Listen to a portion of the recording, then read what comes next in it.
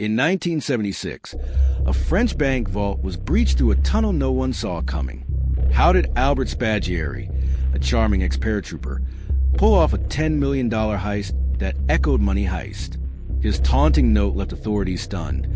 But the real question is, what drove his mastermind to outsmart an entire city's defenses? Picture Nice, France, July 1976. The summer heat clings to the Riviera's glittering streets.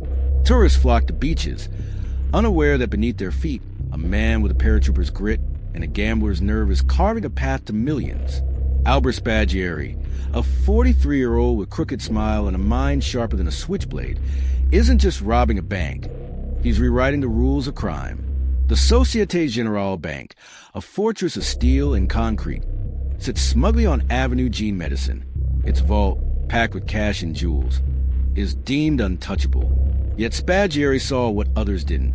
A sewer system snaking under the city, a forgotten vein leading straight to the prize. Why was the bank so vulnerable? Its arrogance, trust in impregnable walls, blinded it to the ground below. This is the Mastermind Files True Crime, where we don't just recount crimes. We decode the psychology and strategies behind them. Spaggiari's heist wasn't about brute force. It was a chess game of patience, deception, and audacity. You'll see how he turned the city's underbelly into his weapon, and that's just the start. New to the Mastermind Files True Crime, we don't just tell crime stories. We decode the psychology behind them. Hit subscribe, turn on notifications, and join us as we unravel the minds of masterminds. Let's dive into Spaggiari's world. He wasn't born a thief, a former paratrooper. He fought in Indochina, honing a soldier's discipline and a knack for thinking 3 steps ahead. By 1976, he's a small-time crook with big dreams, running a photography shop in Nice. But his charm, warm, disarming, almost aristocratic, masks a restless mind. He's read about bank vaults, studied engineering diagrams, and obsessed over heists like a painter planning a masterpiece. The Société Générale job wasn't a spur-of-the-moment grab.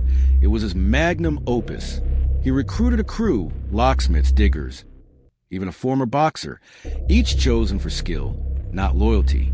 Spaggiari didn't trust easily, but he knew how to make men believe in a vision. The plan was audacious. Tunnel 25 feet from the sewer to the vault's floor, bypassing alarms and guards. For weeks, they worked in the dark, knee-deep in filth, using picks and shovels to claw through earth. Spaggiari led with precision, mapping every move, timing their digs to avoid detection. He wasn't just a thief. He was a conductor, orchestrating chaos into order. His psychological edge? Reading people. He knew the bank staff's routines, the guards' lazy habits, even the city's pulse. He exploited trust, not in people, but in systems too proud to question their flaws. What's the takeaway? Spaggiari's brilliance lay in seeing the unseen, paths others ignored. In life, that's power, spotting opportunities where others see walls. But there's a darker layer to this story, a risk he took that could have unraveled it all. What was it? Stick with us as we decode the heist that shook Nice, and the mind behind it. Albert Spaggiari's story begins in a place of grit and rebellion. Born in 1932 in Lauragnemont, a dusty French village, he grew up in a world of post-war scarcity. His father died young, leaving his mother to raise him alone. Young Albert was sharp, restless, with a knack for bending rules. By his teens, he was pulling small cons, stealing bikes, charming shopkeepers for free goods. But it wasn't greed driving him. It was a thrill of outsmarting the system. That hunger for control, for proving he was smarter than the world, planted the seeds of a Nice heist. As a paratrooper in the 1950s, Spaggiari learned discipline and strategy. In Indochina, he navigated jungles and ambushes, honing a sixth sense for timing and terrain. But he wasn't a model soldier. Court-martialed for theft, he spent time in prison, where he devoured books on engineering, psychology, and crime. Prison didn't break him, it sharpened him. By the time he returned to Nice, he was a man who saw the world as a puzzle to be solved. His photography shop was a front, a place to charm locals while studying the city's arteries. Its sewers, its banks, its blind spots. The first key plot point came in early 1976, When Spaggiari hatched his scheme, he'd heard rumors of Societe Generale's vault, stuffed with cash, jewels, and safe deposit boxes from Nice Elite. The bank security was top tier, alarms, cameras, a massive steel door. But Spaggiari didn't plan to go through the door. He studied sewer maps, stolen from city archives, and found a line running perilously close to the vault. It was a gamble most would have dismissed. Too dirty, too risky. Not Spaggiari. He saw a vein of opportunity, a way to slip past every defense. His initial power grab was assembling the crew. He didn't want career criminals. He wanted specialists, a locksmith from Marseille, a digger with mining experience, a boxer from Muscle. Each man was a tool, not a partner. Spaggiari's charm was his weapon. He'd sit them down in his shop, pouring wine, spinning tales of millions, his eyes gleaming with conviction. He didn't just sell a heist. He sold a legacy, yet he kept them at arm's length, sharing only fragments of the plan. Why? He knew trust was a liability. His psychological edge was control. Every word, every glance was calculated to keep them loyal but ignorant. The tunneling began in May 1976. Under cover of night, they entered the sewer through a manhole, wading through muck, their tools slung in bags. Spaggiari led, his flashlight cutting through the dark, his voice steady but urgent. They worked in shifts, digging silently, shoring up the tunnel with planks to avoid collapse. Spaggiari's mind was a machine. He calculated angles, measured distances, timed their work to avoid sewer maintenance crews. His crew marveled at his precision, but they didn't see the bigger picture. Only he did. The stakes were astronomical. One wrong move, a collapsed tunnel, a curious cop, could end it all. Yet Spaggiari thrived on the edge, his paratrooper's nerve keeping him cool. He wasn't just digging a tunnel. He was carving his name into history. But as the vault grew closer, a bolder play was forming in his mind, one that would make this heist legendary. What was it? The answer lies in the shadows of that tunnel, where Spaggiari's genius was about to ignite. The scheme was growing, and so was Spaggiari's audacity. By June 1976, the tunnel was nearly complete. 25 feet of earth carved out, inch by inch, under nice, bustling streets. The crew was exhausted, nerves fraying in the sewer's damp, claustrophobic dark. But Spaggiari was electric, his mind racing ahead to the vault. The second plot point was his decision to escalate. They wouldn't just breach the vault. They'd camp inside it, cracking safe deposit boxes for days, maximizing the haul. It was a move so bold it bordered on madness. Spaggiari's psychological tactics were masterful. He kept his crew focused with small rewards, cash advances, promises of glory, while dangling the big prize, millions in untraceable loot. He read their fears like a book. When the boxer grumbled about the tunnel's risks, Spaggiari pulled him aside, voice low, painting a picture of life on tropical beaches. It wasn't just charm. It was manipulation, honed to a razor's edge. He knew how to make men see what he wanted them to see. Outside the sewer, he played the respectable shopkeeper, chatting with neighbors, deflecting suspicion. His life was a performance, every smile a calculated move. The risks were dizzying. The vault's floor was thick concrete, rigged with vibration sensors. One wrong strike could trigger alarms. Spaggiari studied the vault's blueprints, stolen from a disgruntled engineer, and devised a plan. They'd use acetylene torches to cut through, slow and precise, to avoid detection. He timed their work for the Bastille Day weekend, July 16th to 18th, when Nice would be distracted by fireworks and festivals. It was a strategic masterstroke, exploiting the city's chaos to mask their noise. Here's a practical takeaway. Spaggiari's genius was in leveraging distraction. He didn't just act. He shaped the environment, using noise and festivity to cloak his moves. In life, notice how timing shifts power. A well-placed word during chaos can sway a room, just as Spaggiari swayed a city. It's not about force. It's about seeing the moment others miss. The crew broke through on July 16th, torching a hole in the vault's floor. They climbed inside, hearts pounding, and found a king's ransom, cash, gold, jewels, documents. Spaggiari didn't rush. For 2 days, they lived in the vault, eating kin food, drinking wine, cracking boxes with drills and crowbars. He even left a taunting note. Without weapons, without violence, without hate. It was his signature, a middle finger to the system. But this audacity wasn't flawless. A tiny oversight, buried in those 2 days, was about to spark trouble. What was it? The answer's coming, and it's a game changer. The heist was a triumph, until it wasn't. On July 18, 1976, Spaggiari and his crew slipped out of the vault, their bags stuffed with $10 million in loot. They sealed the tunnel, vanished into nice festive streets, and left behind that mocking note. The bank stayed silent until Monday, when a guard noticed water seeping from the vault floor. Rain had flooded the sewer, betraying their path. The police were stunned. No alarms, no violence, just a hole and a taunt. But the real jaw-dropper came months later, a twist that flipped the story on its head. Spaggiari's arrest and his escape. In October 1976, a crew member, caught on a minor charge, snitched. Spaggiari was hauled in, his charm useless against hard evidence. At his hearing, he played the rogue, winking at reporters, spinning tales of political motives.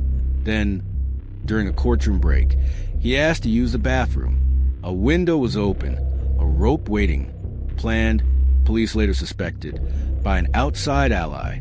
Spaggiari climbed out, leapt to a parked motorcycle, and vanished into nice alleys. The courtroom was chaos. The mastermind was gone. The psychological fallout was seismic. Spaggiari didn't just escape. He humiliated the system, exposing its cracks. His crew, left behind, felt betrayed, their loyalty to him shattered. The police, stung by his taunt, doubled their hunt, but Spaggiari was a ghost. He'd planned for this, stashing cash and fake IDs long before the heist. His strategic recalibration was chilling. He didn't panic. He pivoted, turning capture into a stage for his legend. The imagery tells a story. A courtroom window swinging shut, a motorcycle's roar fading, a man dissolving into myth. Spaggiari's mind was his weapon, always 3 moves ahead. To our loyal subscribers, thanks for decoding these masterminds with us on the Mastermind Files True Crime. Keep those comments coming. We love hearing your theories. And if you're new here, hit that like button, subscribe, and turn on notifications for more. But the pressure was mounting. Spaggiari was free, but hunted. The police tore through Nice, raiding his shop, interrogating his wife. Every shadow held a threat. His escape wasn't the end. It was a new game, with higher stakes and a darker question. Could he outrun his own legend? The next move would test his genius like never before. Spaggiari's escape was a masterstroke, but it came at a cost. By late 1976, he was a fugitive, his face plastered across Europe. The third plot point was his pivot to survival, a desperate escalation as he dodged an international manhunt. Living under aliases, he bounced between Spain, Italy, and South America, his cash reserves dwindling. The man who'd orchestrated the perfect heist was now a nomad, his brilliance strained by paranoia and isolation. The obstacles were relentless. Interpol tracked his aliases, forcing him to burn through IDs. His crew, bitter and broke, leaked details to cops, narrowing his hiding spots.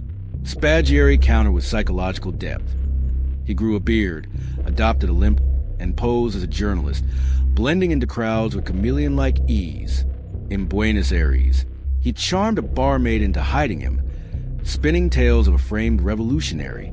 His gambles were bold, writing a memoir, The Sewers of Gold, to taunt police and fund his flight. It was a high-wire act, balancing ego and survival. Here's a practical lesson. Spaggiari's edge was reading fear, his own and others. He knew when to vanish, when to charm, staying one step ahead. In life, notice how fear shapes decisions. Spotting it in a negotiation or conflict can shift control, just as Spaggiari did. It's about perception, not power. His mental strain was palpable. Sleepless nights, fake names, the constant hum of danger. It wore him down. Yet he doubled down, sending cryptic letters to French papers, mocking the police. It wasn't just bravado. It was strategy, keeping his legend alive to distract from his trail. But miscalculations crept in. His memoir revealed too much, giving cops leads. A barroom boss in Madrid nearly got him nabbed. The mastermind was human, and the cracks were showing. The stakes were now existential. Every border crossing, every glance from a stranger could end it. Spaggiari wasn't just running from police. He was racing time, his health fading under stress. The tease of what's next is dark. One final gamble, one last twist, would decide if his legend lived or died. The clock was ticking. The climax was as elusive as Spaggiari himself. By 1977, he was a shadow, his trail cold. Did his scheme triumph? In a way, yes. He'd pulled off the heist, escaped justice, and become a folk hero. But it crumbled too. His crew was jailed, his loot largely spent or seized. The final shocking insight into his psyche came from his memoir. He didn't crave wealth. He craved defiance. The heist was his rebellion against a world he saw as rigid and corrupt. His fatal oversight? Ego. That taunting note. Those letters, his book. They kept him free, but painted a target on his back. Spaggiari's methods were a masterclass in adaptability. He shifted personas, rewrote narratives, and bent truth to survive. Here's a practical takeaway. Notice how he used misdirection, planting false leads to cloud pursuit. In life, redirecting focus, say in a tough talk or deal, can shift outcomes.